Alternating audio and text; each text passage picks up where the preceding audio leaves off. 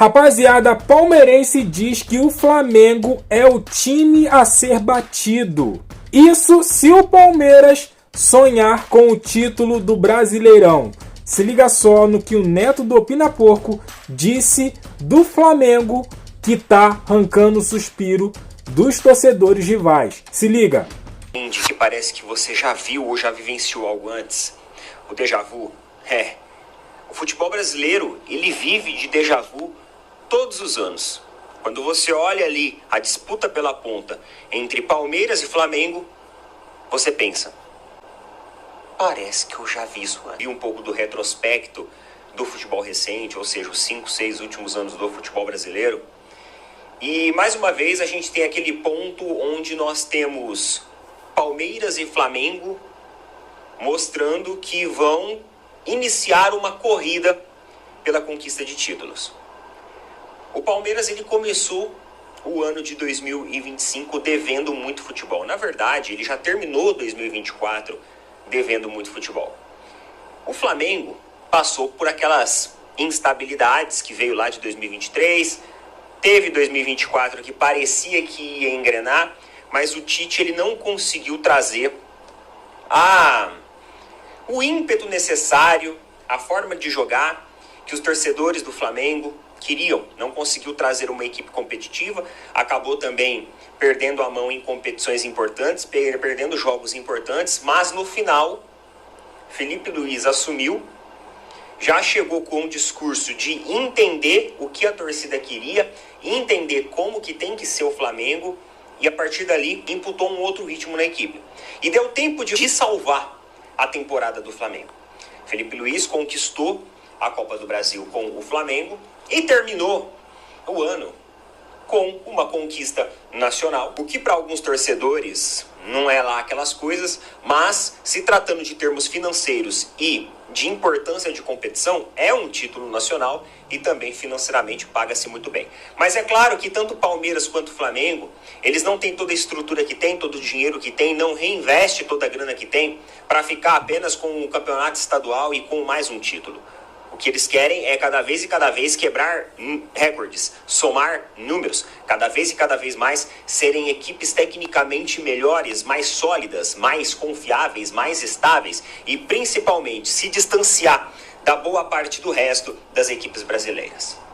E ao longo de todos esses anos, meus amigos, nós vimos alguns intrusos no meio desse caminho.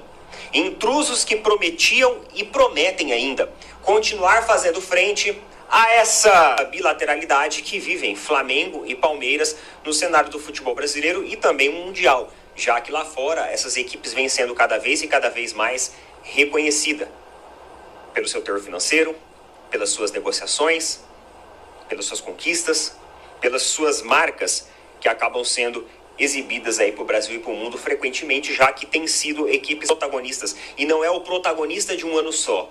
São equipes que vêm conquistando frequentemente competições.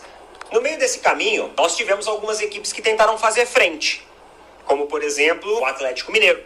O Atlético Mineiro, uma equipe que foi investindo em estrutura, foi investindo em time, passou pelo processo de SAF, teve injeção financeira, a dívida foi lá no céu, teve algumas conquistas sim, mas não conseguiu manter o fôlego, não conseguiu manter a competitividade. Recentemente vem amargando aí desempenhos muito ruins e deixando a desejar. Assim como o Atlético Mineiro, o Fluminense foi outra equipe que construiu um projeto. Entrou com um projeto de trazer jogadores com um know-how de experiência maior, fez a equipe se sagrar campeão de uma Libertadores, e aí, no ano de 2024, quando todo mundo começou a colocar o Fluminense como a equipe que poderia roubar o protagonismo de Palmeiras e Flamengo, isso não aconteceu. Isso não aconteceu. E aí chega o Botafogo de John Textor com o seu discurso de elevar o Botafogo a um patamar jamais visto, consegue uma temporada meteórica com um futebol taticamente, tecnicamente muito organizado, muito bem jogado, revelando alguns bons jogadores, trazendo grandes promessas como, por exemplo, o Thiago Almada, monta uma equipe muito competitiva, um técnico que enxergou muito bem o futebol brasileiro e soube realmente trazer o repertório necessário para que a equipe se desempenhasse muito bem. E o que acontece? Vence Libertadores, vence Campeonato Brasileiro e parece que a gente vive um filme lá de trás. O filme em que há alguns anos nós começamos falando que o Atlético Mineiro era um grande favorito a tirar o título ou os títulos de possíveis postulantes como Flamengo e Palmeiras. O filme de onde colocamos também e tiramos o Fluminense. Em 2024 o Fluminense vem forte, vem com um time favorito, é o atual campeão da Libertadores. E agora a história parece se repetir. O Botafogo encontra resultados amargos, ainda não conseguiu alavancar, ainda não conseguiu se provar, não conseguiu mostrar metade da qualidade que mostrou no ano passado. Tudo que você precisa na palma da mão. Aproveite milhares de ofertas com frete grátis. Metade da qualidade que mostrou no ano passado. E até agora não parece ser uma equipe que vai protagonizar alguma coisa. Vale a gente ressaltar que a temporada ainda só está no começo.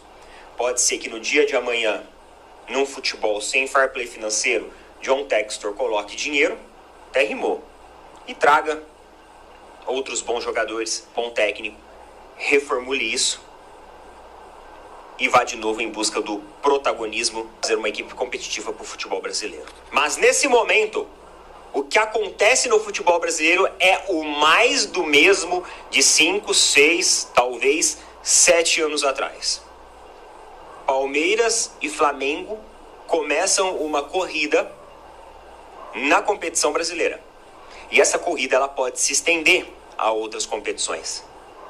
Agora, é engraçado a gente pensar que equipes subiram, se estruturaram, voltaram para o patamar de onde vieram, e por mais que Palmeiras e Flamengo tiveram os seus momentos de oscilações e as suas temporadas um pouco mais amargas, eles ainda conseguem manter o sarrafo lá em cima, eles ainda conseguem se manter no topo, e novamente a gente tem aquela sensação de essa cena eu já vi antes. Fruto de uma organização, de uma estruturação, de um projeto que começou há mais de 10 anos atrás, onde essas equipes entenderam que dívidas não levam ninguém a lugar nenhum. Se modernizaram, se profissionalizaram, pagaram as suas dívidas e agora vivem esse bom momento, que não é apenas mais um bom momento, não é uma nuvem passageira, não é uma gota no oceano, como algumas equipes que ganham Libertadores, pinga e desaparecem. Não. São equipes que têm resultados consistentes, fazendo rivais sangrarem e, principalmente, sendo competitivos entre si. O que vocês acham a respeito disso? Eu coloquei o Internacional, o Botafogo, como um postulante a título. Agora, em 2025. Mas parece que esse filme a gente já assistiu antes. Coloca nas opiniões. É isso aí, rapaziada. Sempre, sempre, sempre Flamengo e Palmeiras. Eu vejo hoje, temporada de 2025, Palmeiras mais na força do que na tática e na técnica. Ainda mais quando o Estevão foi embora. Tudo bem que tem o Paulinho ali para repor, mas o Estevão, na minha opinião, é muito maior jogador do que o Paulinho. O Flamengo tem um elenco, o Flamengo tem um time, tem a cara do Felipe Luiz e teve aquele percursozinho ali contra o Central Córdoba meio conturbado, mas voltou aos trilhos, voltou a atuar bem. E para mim, sem clubismo, sinceramente para você, sem clubismo, para mim é sim o grande favorito a ganhar o Campeonato Brasileiro. E também a Libertadores. Só que Libertadores é um pouco mais complicado, né? Tem times ali sul-americanos que tem catimba e tem uma série de coisas ali que a gente não consegue prever muita coisa. Mas o Campeonato Brasileiro a gente consegue fazer uma especulação um pouco mais profunda. Então, aqui no campeonato regional aqui do Brasil, eu acredito que o Flamengo é favorito sim, pelo elenco que tem. Tem um maior elenco do que o Palmeiras, um maior elenco do que o Internacional, que são os dois aí, junto com o Flamengo, grandes favoritos para o título desse ano. Você discorda, você concorda com o Neto? Deixa aqui no comentário, deixa aquele like também que fortalece, se inscreva, compartilha, e eu fico por aqui até a próxima, valeu!